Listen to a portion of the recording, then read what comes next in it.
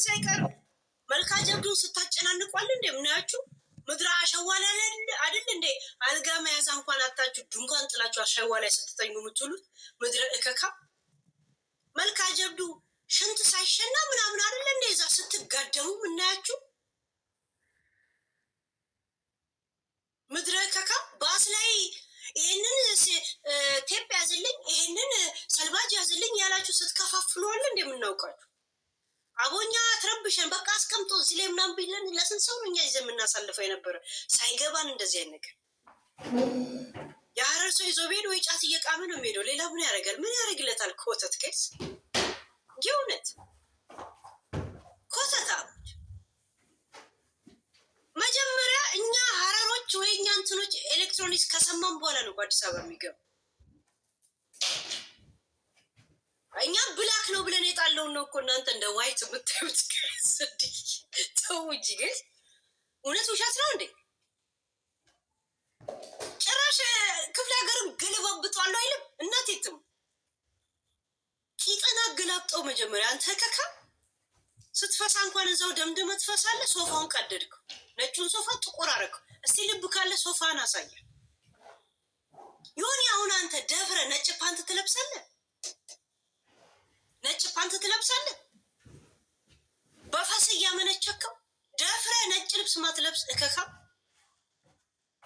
ሁሉ ቀን ለመታነቅ ዝግጁ ሆነ። ይህን ትልቅ ሰንሰለት አድርገ እርድና ነው የሚመስል።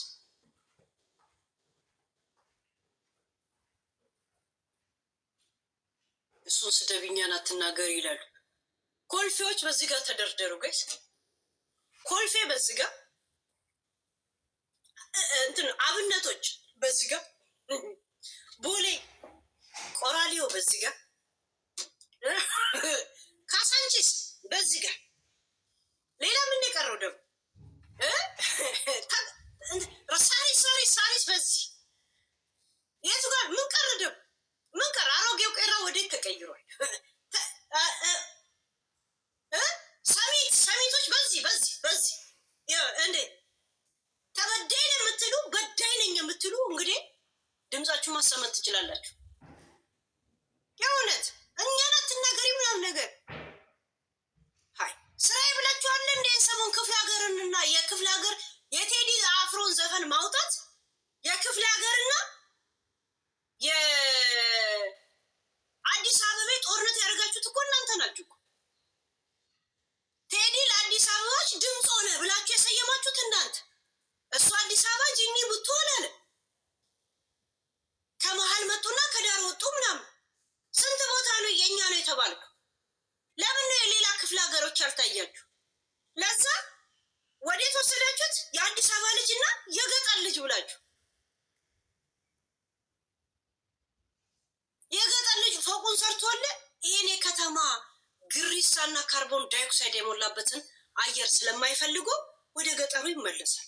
ለስራ መጥቶ አንተ ጫማህን አውልቀ ሊፍት ላይ የምትወጣበትን ፎቅ ሰርቶል የሚሄደው ገበሬው የኔ ወንድሜ ኢንጂነሩ ነው። ያ